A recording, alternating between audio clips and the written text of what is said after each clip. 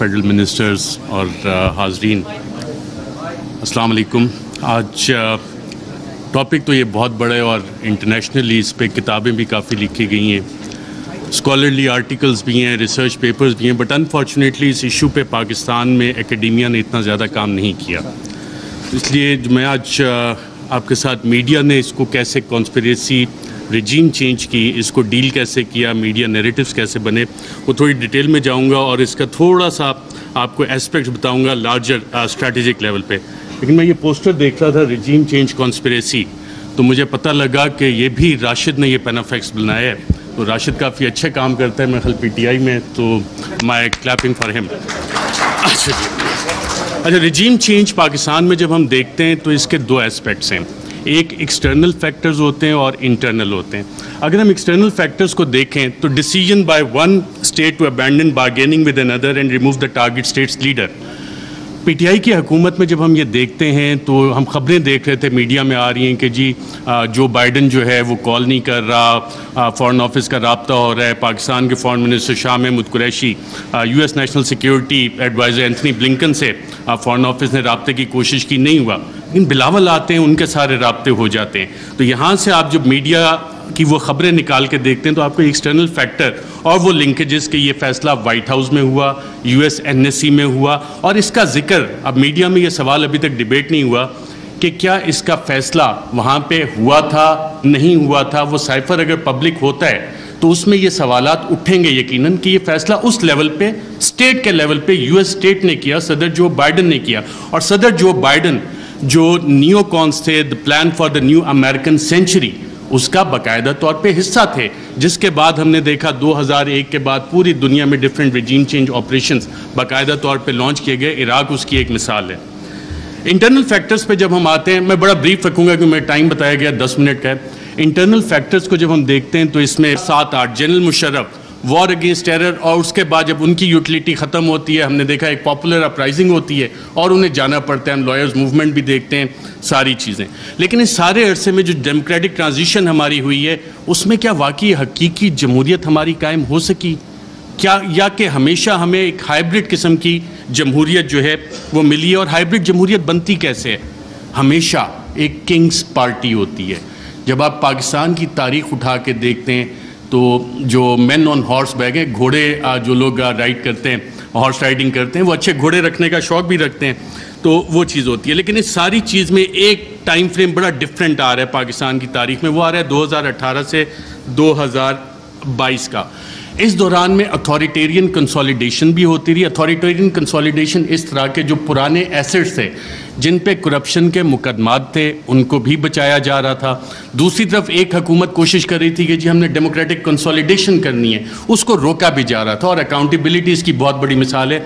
और अगर किसी ने इसका एक टाइम फ्रेम निकालना है कि बड़ा अच्छा एहतसाब चल रहा था, सारी चीज़ें वन पेज पे चल रही थी, लेकिन फिर एक प्रेस कॉन्फ्रेंस मशहूर ज़माना होती है जिसमें पूरी नून लीग की लीडरशिप बैठी होती है और मरीम नवाज़ उसमें एक बड़ी अच्छी बात करती हैं कि चंद अहम लोगों की वीडियोज़ मौजूद हैं।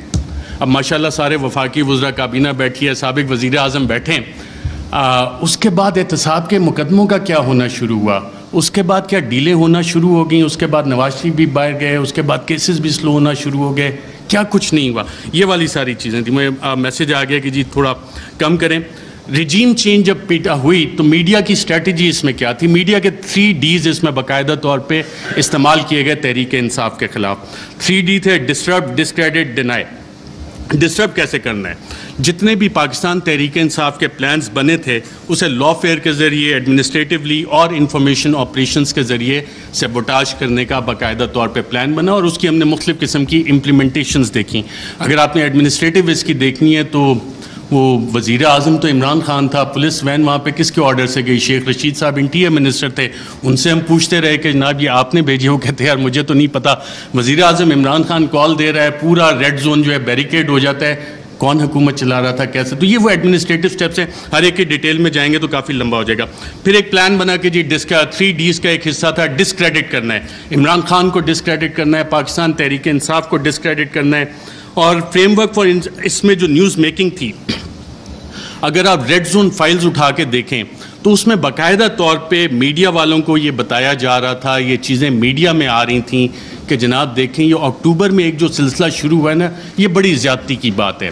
اس میں چند انڈیویجولز جو ہیں ان کو تو یہ حق نہیں دیا جاتا کہ جی پنجاب پولیس کے پیٹرن پہ چیزوں کو لے کے چلیں, ایسے تو نہیں اجازت دی جا سکتی. لیکن سوال آتا ہے کہ کیا ہمیں اس ملک میں آئین کی حکمرانی چاہیے یا اشخاص کی حکمرانی چاہیے؟ ہمیں قانون کی حکمرانی چاہیے یا چند اشخاص کی حکمرانی چاہیے؟ میڈیا فریم ورک جب آپ اس میں سارا اینالائز کرتے ہیں, جتنے آپ کرنٹ افیئرس کے پروگرامز اٹھا لیں, نیوز آرٹیکلز اٹھا لیں, کالمز, ایڈیٹوریلز, اس میں کانسٹیٹیوشنل فریم وہاں پہ ڈیبیٹ فریم نہیں ہوئی, وہاں پہ رولز آف بزنس کی ڈیبیٹ فریم نہیں ہوئی, وہاں پہ ڈیبیٹ فریم ہوئی اداروں کے حساب سے, وہاں پہ ڈیبیٹ فریم ہوئی انڈیویجولز کے حساب سے. اور پھر اپریل میں 9-10 اپریل, اس سے پہلے یہ پلان آ گئے تھے کہ جناب میڈیا سپیس بھی ڈینائی کرنی ہے, بلیک آؤٹ بھی کرنا ہے, جو چند صحافی کوشش کریں کہ آواز اٹھانی ہے ان کو آپ چینل سے نکال دیں. عمران ریاض میرا خیال ابھی بھی بیٹھے ہیں, مجھے اطلاع ملی تھی کہ انہوں نے ایکسپریس جوائن کرنا ہے, لیکن ایکسپریس پہ بھی ابھی تک آن ایئر نہیں ہو سک رہے, حالانکہ سلطان لکھانی صاحب فریڈم آف پریس میڈیا اس پہ بلیو بھی کرتے ہیں, کافی اچھے ایڈیٹوریل آرٹیکلز اور چینل بھی چل رہا ہے, but he is not on air. FIRs چلیں, اب صحافیوں کو چھوڑیں, اب تو پوری وفاقی کابینہ جو ہے سابق, اس پہ بھی FIRs ہوئی ہیں اور ملٹیپل FIRs دہشت گردی کی بھی ہوئی ہیں. اور جن لوگوں نے یہ FIRs کی انہوں نے یہ نہیں سوچا کہ کر کس پہ رہے, کیونکہ پلے بک وہی والی پرانی تھی. مسئلہ یہاں پہ یہ تھا کہ کرپشن کے کیسز نہیں مل رہے. بڑی کوشش کیجیے عمران خان کے خلاف کرپشن کے کیسز نکالے جائیں. میری بھی 1-2 ملاقاتیں ہوئی کہ جناب آپ تو بڑی سٹوریز کرتے ہیں. میں نے کہا یار ایک شخص, اور یہ عمران خان صاحب بیٹھے ہیں, شاید آپ میں سے بہت سے لوگوں کو نہ پتا ہو, PM آفس میں ہمارے بھی ذرائع ہوتے ہیں, اکثر پوری کابینہ پریشان ہوتی تھی کہ جناب بات ہم نے کی ہے, کہاں سے پتہ لگ گئی. وہ شخص جو پانی کی آدھی بوتل بھی ضائع نہیں ہونے دیتا بطور وزیر اعظم کہ یار یہ آدھی پانی کی بوتل میں نے ابھی رکھی, کیوں اٹھا کے لے گئے, وہ کرپشن کرے گا. میں نے سمجھائی لوگوں کو یہ بات, لیکن وہی پرانی تھی. کیا کرپشن کے کیسز نکالو, ڈسکریڈٹ کرنا ہے, کرپشن تھوپنی ہے. مسٹر ABC کا فلانا دوست ہے, اس سے نکال کے لاؤ. کچھ نہیں, آج 2-2.25 مہینے ہو گئے, کوئی کرپشن نہ نکلے گا. عمران خان کا کرپشن کا کیس نہیں نکل سکتا, نہ نکلے گا. میں نے بتائی کہ نہیں آپ کچھ کوشش, میں کہا میں یہ کوشش نہیں کر سکتا کیونکہ مجھے یہ پتہ ہے کہ عمران خان کی کرپشن نہیں نکلنی. اچھا, media narratives against PTI. French revolution جب آیا تھا تو اس وقت ایک تھاٹ تھا کنگ لوئی کا, میں ریاست ہوں, میں بادشاہ ہوں, میں قانون ہوں. اور یہی چیز ہم نے دیکھی کہ جب میڈیا نیریٹیوز PTI کے خلاف بن رہے تھے, ابھی حال ہی میں آپ اگر آئی ایم دا کنگ کا دیکھ لیں, the king can do no wrong. King ہمیشہ, جو بادشاہ ہے وہ ہمیشہ اچھی چیزیں ہی کرتا ہے. فیٹو پہ پوری حکومت نے کام کیا, حماد اظہر بھی ادھر ہیں, لیکن PTI نے کام نہیں کیا, بادشاہ نے سب سے اچھا کام کیا. آئی ایم دا لا, قانون میں ہی ہوں. پولیٹیکلی آئسولیٹ کرو PTI کو. آج PTI واقعی پولیٹیکلی آئسولیٹڈ ہے. کون سی سیاسی جماعت ہے جو PTI کے ساتھ اتحاد میں کھڑی ہے؟ سب ایک طرف ہو گئے, لیکن ایک سٹرینتھ گین ہوئی اس میں. پاکستان کی عوام بغیر کسی کال کے نکل آئے, اور شاید جو وزیر اعظم عمران خان کا آخری دن تھا وزیر اعظم ہاؤس میں, اس وقت جو لوگ نکلے اور جنہوں نے رپورٹ کیا, آئی تھنک عمران ریاض تھے, باقی ہم لوگ بھی تھے, ان سب نے ایک بات نوٹ کی. آپ نے خود بھی اپنا دفتر چھوڑنا ہونا, کافی ٹائم لگتا ہے, کہ ایک شخص فوراً اٹھ کے چلا گیا اور کہا, جب سوال جواب ہوئے, کوئی رہ تو نہیں گیا, کہ اکیلا کر دیا, اب اس کے ساتھ کس نے کھڑا ہونا ہے؟ پاکستان کی عوام کھڑی ہوئی. یہ وہ ڈفرینٹ فیکٹر تھا, چینج تھی, جس کو کسی بھی سازشی نے کیٹر نہیں کیا ہوا تھا. یہ وہ ویریبل تھا, عوام کا ویریبل تھا, جس کی وجہ سے یہ چیزیں. میں کوئکلی تھوڑا سا 2 منٹ اگر آپ کی اجازت ہو تو سائفر کے اوپر بھی بات کرنا چاہوں گا. سائفر پہ بھی میڈیا نیریٹیوز بڑے مزے کے بنے, اس پہ اور ڈیبیٹ بھی ہو سکتی تھی, کافی مزے کی چیزیں تھیں. پہلا کیا بنا جی, پہلی میڈیا نے رپورٹ کرنا شروع کیا اور باقاعدہ یہ بتایا گیا کہ جی سائفر تو ایگزسٹ ہی نہیں کرتا, سائفر نام کی تو کوئی بلا ہی نہیں ہے. پھر دوسری چیز ہے, میڈیا کی یہ سٹوریز آئیں اور ریکارڈ کے اوپر موجود ہیں, پرنٹ کی ہیں, ٹی وی پروگرامز ہیں, کہ سائفر تو یہ ایزمپشنز پہ بیسڈ ہے. وہ ایزمپشنز ہیں ہمارے امبیسڈر کی یا کس کی. پھر یہ بھی کہانیاں میڈیا میں آئیں کہ جی یہ تو فارن آفس میں خود ہی PTI والوں نے بیٹھ کے بنا لیا ہے, یہ تو شاہ محمود قریشی نے خود ہی بیٹھ کے بنا لیا ہے. پھر جب وہ بھی ساری چیزیں, کیونکہ سائفر ایگزسٹ کرتا تھا, سائفر موجود تھا, پھر کہا گیا جی کانسپریسی کا ایویڈنس کوئی نہیں ہے.